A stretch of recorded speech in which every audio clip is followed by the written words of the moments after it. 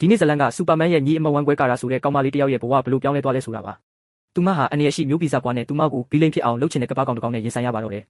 လွန်ခဲ့တဲ့24နှစ်ကရစ်တွန်ဂျိုပျက်စီးတော့ကဲအဲကိုကဘာမြေပို့ခဲ့တယ်အဲ့ဒီနေ့မှာကာရာဇော်အဲကိုအထူးမစ်ရှင်နဲ့ကဘာမြေစီပို့လိုက်တာလူနည်းစုသာသိပါတယ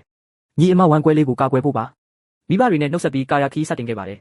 ်ကရစ်တွန်ပောက်ကွဲမှုကသူ့ကဆုကိုထိခိုက်ပြီးဖန်ထမ်ဇုံစီရောက်သွားစေတယ်အဲ့ဒါအချိန်ရက်တက်နေတဲ့အာကာသနယ်မြေပါကာယာအဲ့ဒီမှာ24နှစ်ကြာအိတ်ဆက်နေခဲ့ပြီးမှကဘာမြေကိုရောက်လာခဲ့တယ်ကဘာမြေမှာ24နှစ်ကြာပြီမဲ့ကာယာကတော့73နှစ်သမီးလေးတိုင်းပါပဲ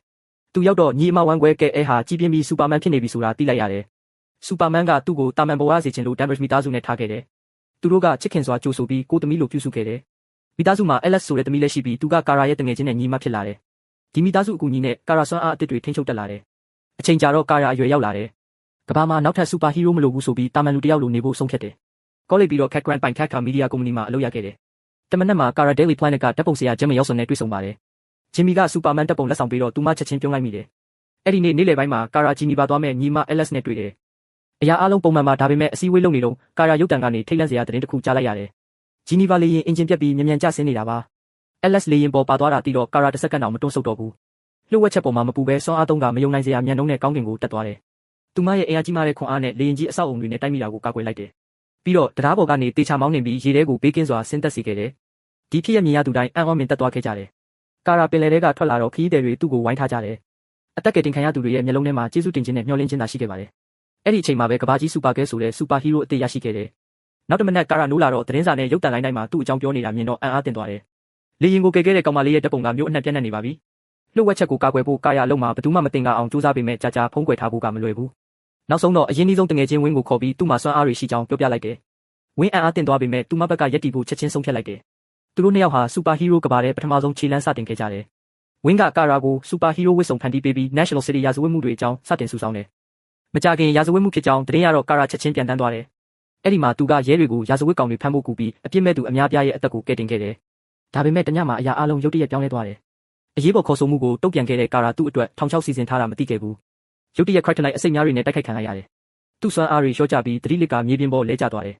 ကာရာမျက်လုံးဖွင့်လိုက်တော့လှုပ်ဝက်ဆန်းကျဲတဲ့အဆောက်အုံတစ်ခုထဲရောက်နေတာတွေ့လိုက်ရတယ်အဲ့ဒီမှာဒရိုက်တာဟန်ခန်ရှာနဲ့မျက်နှာချင်းဆိုင်တွေ့ဆုံရတယ်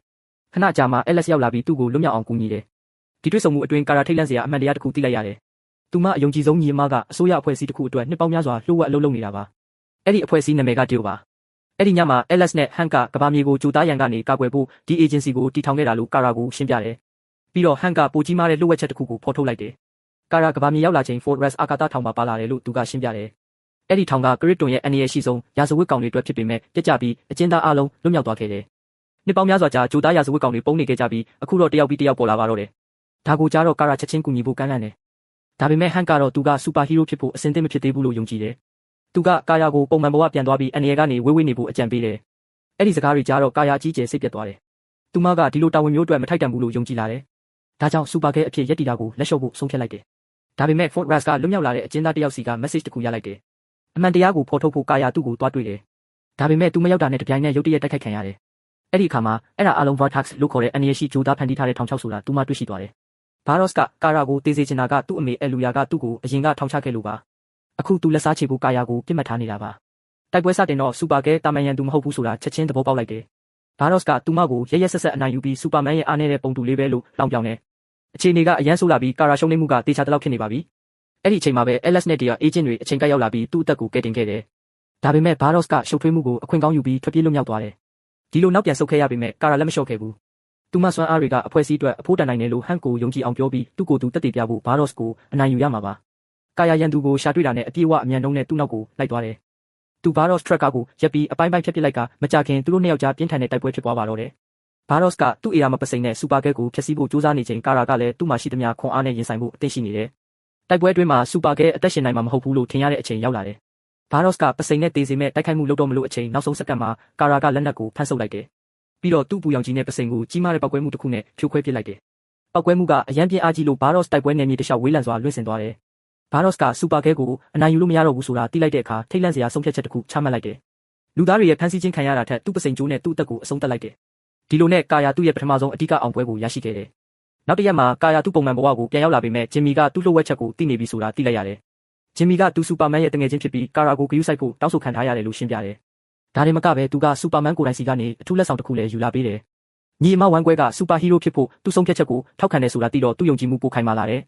်သူမကသူ့ရဲ့ကံကြမ္မာကိုလက်ခံပြီး National City ကလူတွေကိုကာကွယ်ဖို့အမြဲအသင့်ရှိနေမယ်လို့ဆုံးဖြတ်လိုက်တယ်အဲ့ဒီနေ့လယ်ပိုင်းမှာမြို့ထဲမှာကြောက်စရာရင်တိုက်မှုတစ်ခုဖြစ်ပွားပါတယ်ဘတ်စကားတစ်စင်းတိုက်မိပြီးလူအများရဲ့အသက်ကိုချက်ချင်းအန္တရာယ်ဖြစ်စေတယ်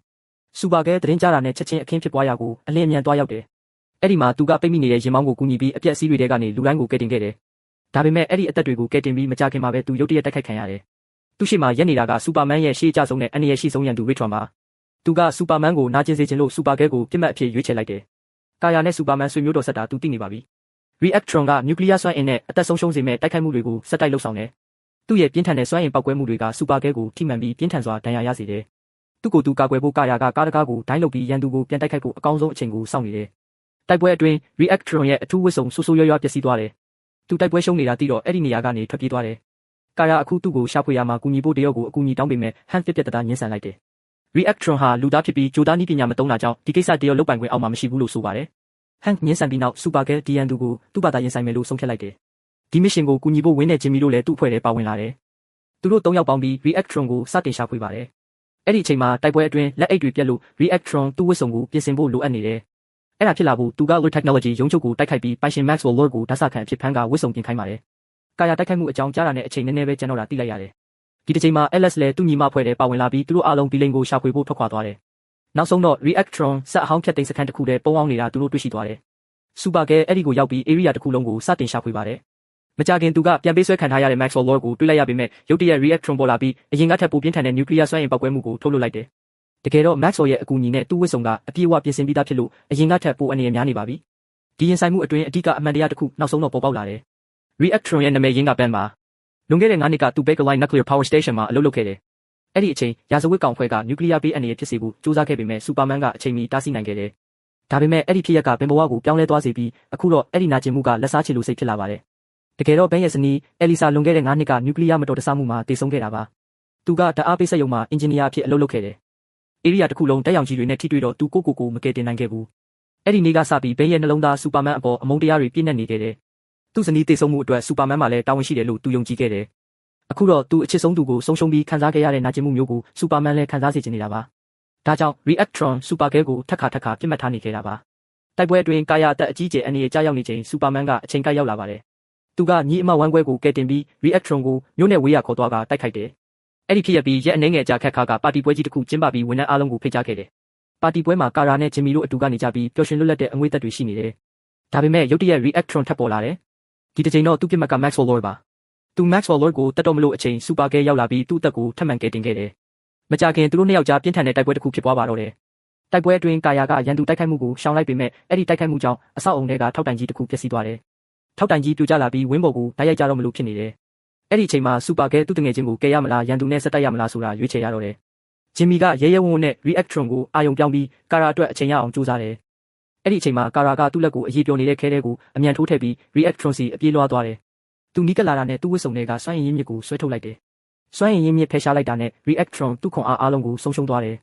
ဒီလိုနဲ့ကာယာအနေရရှိတက်ရောင်ကြီးတွေပြန့်နှံ့တာကိုကာကွယ်ခဲ့ပြီးဘန်ကိုနောက်ဆုံးတော့ဖမ်းဆီးကထောင်ချလိုက်တယ်နောက်ထပ်မစ်ရှင်တစ်ခုပြီးတော့ကာယာမျိုးပေါ်ပြန်တန်းရင်ခဏလာအနားယူခြင်းခဲ့တယ်ဒါပေမဲ့သူ့ရဲ့အံ့အားသင့်ဖွယ်အကြားအာယုံကပြဿနာတစ်ခုရဲ့လက္ခဏာတွေဖမ်းမိလိုက်တယ်ရင်မောင်းနှစ်ဦးလူစီကားတဲ့လမ်းမပေါ်မှာသူတို့ကားတွေကိုအလွန်မြန်နှုန်းနဲ့ပြိုင်ပေါင်းနေကြတယ်အခြေအနေကအရန်အန္တရာယ်များပြီးအနီးနားကကလေးတွေရဲ့အသက်အန္တရာယ်ကိုထိခိုက်စေတယ်အဲ့ဒီအချိန်မှာပဲစူပါကဲအခင်းဖြစ်ပွားရာကိုရောက်လာတယ်သူမရဲ့မယုံနိုင်စရာခွန်အားနဲ့ကားနှစ်စီးလုံးကိုလက်ပလာနဲ့တားဆီးလိုက်တယ်ကလေးတွေကိုကယ်တင်နိုင်ခဲ့ပေမဲ့ရုတ်တရက်ထိခိုက်မှုကြောင့်ရင်မောင်းတစ်ယောက်ရဲ့နှာခေါင်းကျိုးသွားတယ်ဒေါသထွက်ပြီးသူကစူပါကဲကိုတိုက်ခိုက်ဖို့ကြိုးစားတယ်ဒါပေမဲ့သူလက်သီးနဲ့ထိုးလိုက်တဲ့အချိန်ကာရာကသူ့လက်ကိုလိန်ချိုးပြီးချက်ချင်းရပ်တန့်စေလိုက်တယ်ဖြစ်ရပ်တစ်ခုလုံးကိုမီဒီယာကင်မရာတွေကမှတ်တမ်းတင်ထားပြီးနောက်တစ်နေ့မှာနေရာတိုင်းပြောဆိုနေကြပါတော့တယ်ဟန်ကစူပါဟီးရိုးတစ်ယောက်ဟာစိတ်ခံစားမှုနဲ့ဒေါသကိုအမြဲထိန်းချုပ်ထားရမယ်လို့ကာရာကိုရှင်းပြတယ်အဲ့ဒီနောက်မှာသူ့ကိုတရုတ်ရုံးချုပ်ခေါ်ပြီး General Line နဲ့တွေ့ဆုံစေတယ် General Line ကစူပါကဲကိုစစ်တပ်သုံးစက်ရန်နေရာအထူးတစ်ခုကိုစမ်းသပ်စေချင်တယ်အဲ့ဒီစက်ရဲ့နာမည်က Red Tornado ပါဒါဟာအင်အားကြီးရန်သူတွေကိုတိုက်ခိုက်ဖို့အထူးဒီဇိုင်းထုတ်ထားတာပါစမ်းသပ်မှုစတင်တော့မလို့အချိန်ဗိုလ်ချုပ်ကသူ့စစ်သားတွေကို Red Tornado ကိုစတင်လဲပတ်ဖို့အမိန့်ပေးတယ်ပထမတစ်ချက်ကြည့်ရင်တာမန်ထင်ရပေမဲ့စက်ရုပ်ကစက္ကန့်ပိုင်းအတွင်းသူ့ရဲ့အစွမ်းမှန်ကိုဖော်ထုတ်ပြသပါတယ်လက်တွေကိုလှည့်ယုံနဲ့အေယာမလေစင်နှမောင်းဖန်တီးပြီးစူပါကဲကိုလေထဲလွှင့်ပစ်လိုက်တယ်ဒါကိုမြင်တော့ကာရာဒီယန်သူကိုတိုက်ရိုက်တိုက်ခိုက်မှုနဲ့အနိုင်ယူဖို့မလွယ်ဘူးဆိုတာသိလိုက်ရတယ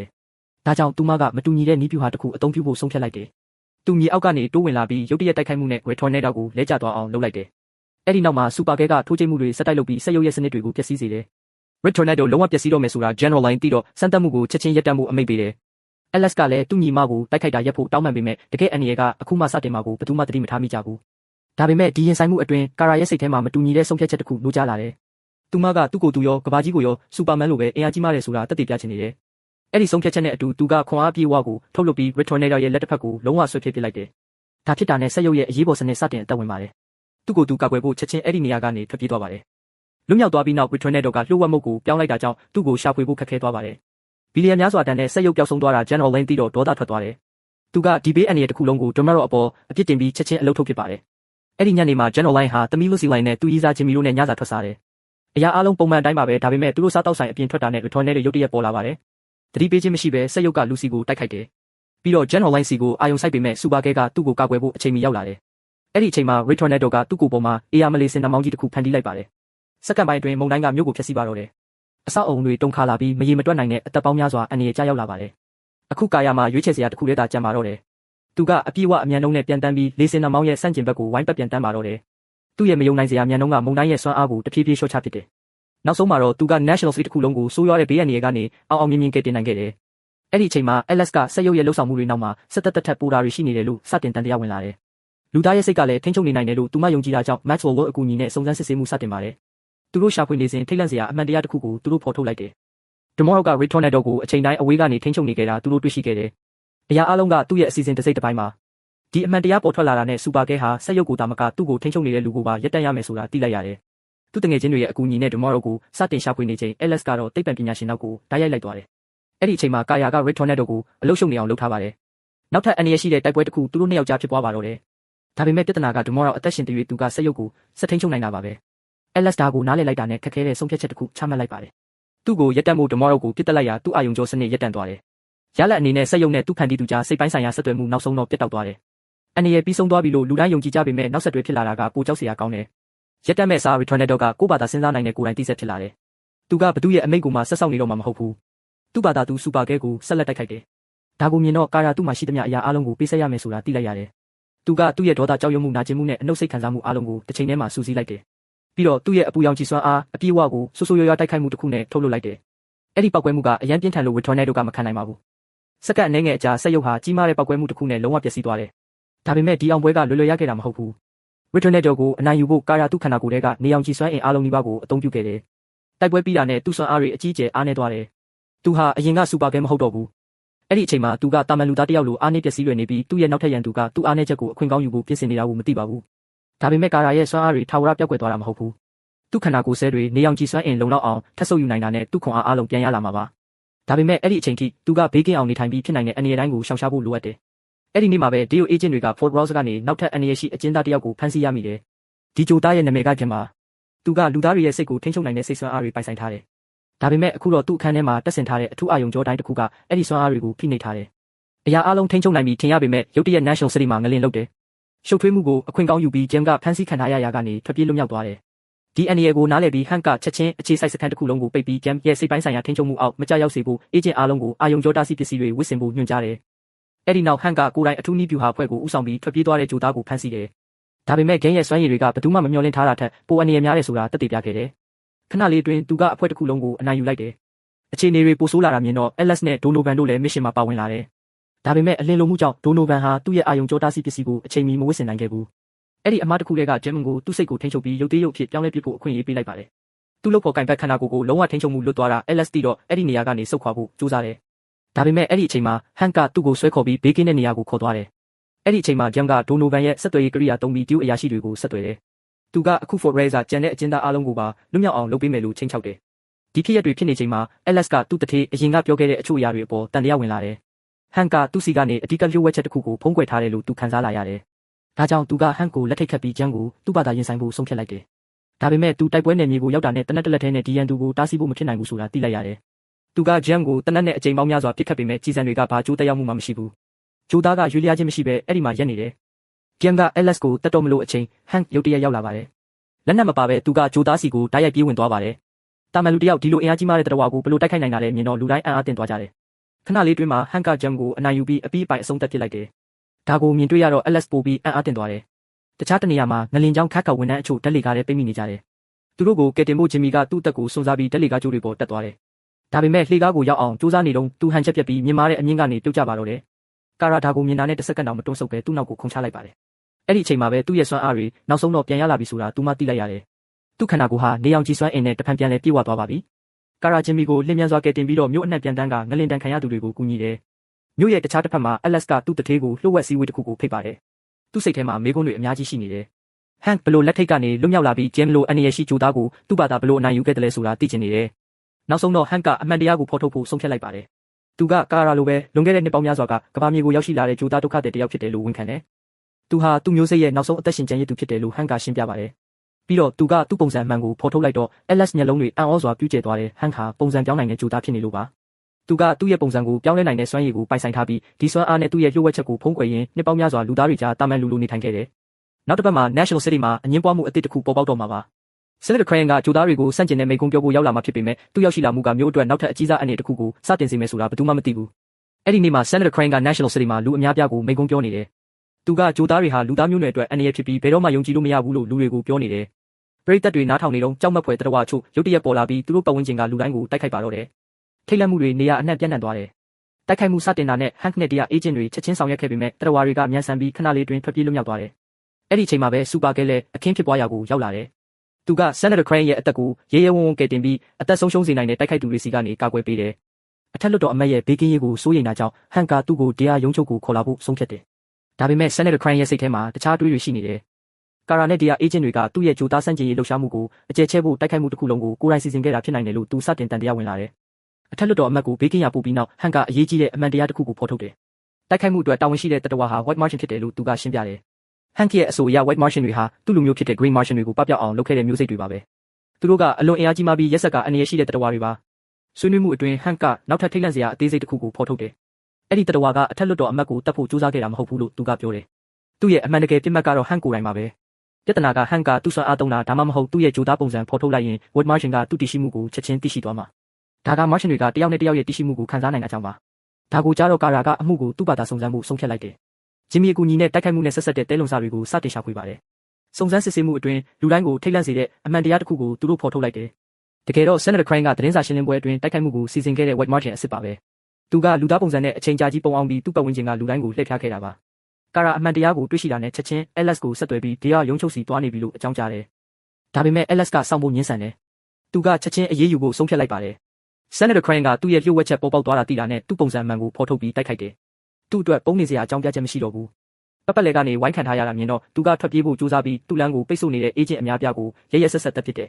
။သူထွက်ပြေးနိုင်တော့မယ်ထင်ရတဲ့အချိန်စူပါကဲကသူ့ရှိမှတိုက်ရိုက်ပေါ်လာပါတယ်။ပြင်းထန်တဲ့တိုက်ပွဲတစ်ခုသူတို့နှစ်ယောက်ကြားချက်ချင်းဖြစ်ပွားပါတော့တယ်။ဒါပေမဲ့ကာရာဒီတစ်ချိန်မှာတာမန်ရန်သူတယောက်နဲ့ရင်ဆိုင်နေရတာမဟုတ်ဘူးဆိုတာချက်ချင်းသဘောပေါက်လိုက်တယ်။ White Martian တွေရဲ့ခွန်အားညံနှုံးနဲ့တိုက်ခိုက်ရေးစွမ်းရည်တွေကသူမအရင်ကရင်ဆိုင်ခဲ့ရတာတွေထက်အများကြီးတာလွန်တယ်။ဒါတောင်မှစူပါကဲကသူ့မှာရှိသမျှနဲ့တိုက်ခိုက်ပြီးတတဝကိုနောက်ပြန်လွှင့်သွားအောင်ပြင်းထန်တဲ့ထိုးနှက်ချက်တစ်ခုပေးလိုက်တယ်။ဒါပေမဲ့အန်ရရှိဂျိုသားကဒီခွင့်ရေးကိုအသုံးချပြီးအဲ့ဒီနေရာကနေထွက်ပြေးသွားတယ်။တိုက်ပွဲအတွင်းသူ့ခန္ဓာကိုယ်ရဲ့အစိတ်ပိုင်းငယ်လေးတစ်ခုကျန်ခဲ့တယ်။ဒီယိုကတ िश ူးနမူနာကိုစစ်ဆေးပြီးအဲ့ဒီအကူအညီနဲ့ဟန်က White Martian တွေရဲ့တီနေရာကိုအောင်မြင်စွာရှာဖွေတွေ့ရှိခဲ့တယ်။အဲ့ဒီအချိန်မှာမြို့မီလာစနစ်ထဲမှာရှာဖွေနေတော့ဟန်ကပို့ပြီးအံ့အားသင့်စရာတစ်ခုကိုတွေ့ရှိခဲ့တယ်။သူကအချိန်ကြာကြီးဖမ်းဆီးခံထားရတဲ့ Senator Crane အစ်စ်ကိုတွေ့လိုက်ရပါတယ်။ဟန်ကသူ့ကိုချက်ချင်းကယ်တင်ဖို့လှုံ့ဆော်တယ်။တခြားတစ်ဖက်မှာတော့ Alex နဲ့သူ့အဖွဲ့ကအန်ရရှိ White Martian ကိုရင်ဆိုင်ဖို့ရှေ့ဆက်တိုးလာတယ်။သူတို့ဘယ်သူမှရှေ့ဆက်တိုက်ရမယ်တိုက်ပွဲကသူတို့ဘဝရဲ့အသေးပြောက်များဆုံးတိုက်ပွဲတွေကတစ်ခုဖြစ်လာတော့မယ်ဆိုတာမသိကြဘူး။အေဂျင့်အားလုံးကိုအနိုင်ယူပြီးနောက် White Martian က Alex ကိုဖမ်းဆီးလိုက်တယ်။ပြီးတော့သူ့ရဲ့မဟာမိတ်တွေကဘသူက Green Martian ဖြစ်လဲဆိုတာဖော်ထုတ်ဖို့သူ့ကိုအတင်းအကျပ်ကြိုးစားစေတယ်။သူ့တငယ်ချင်းအန်ရကြားရောက်နေတာဟန်တိလိုက်တဲ့အခါသူ့ရဲ့လှုပ်ဝက်ချက်ကိုဖုံးကွယ်ထားဖို့နီးလန့်မရှိတော့ဘူးဆိုတာသဘောပေါက်လိုက်တယ်